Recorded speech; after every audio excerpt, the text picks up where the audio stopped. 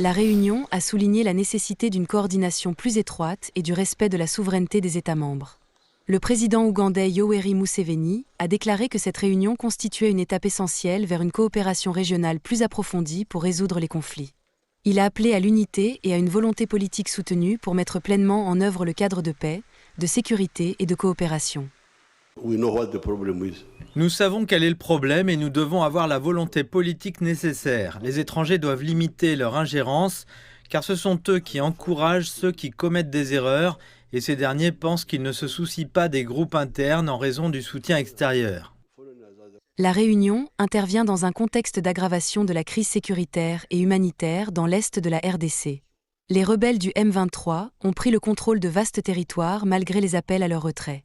Les dirigeants ont souligné la nécessité de renforcer les efforts en matière de prévention des conflits et de réconciliation. Les dirigeants régionaux ont lancé un avertissement sévère. L'escalade de la crise dans l'est de la RDC constitue une menace croissante pour la stabilité régionale. Ils appellent à une intervention internationale urgente et exigent un cessez-le-feu immédiat.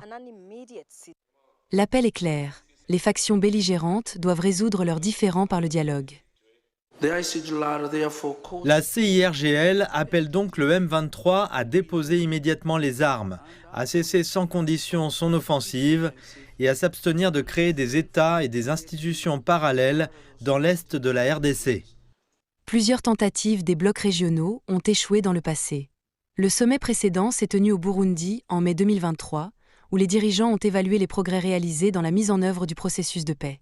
Les dirigeants ont réaffirmé leur engagement à rétablir la paix et la stabilité dans le cadre des efforts visant à faire taire les armes dans l'est de la RDC.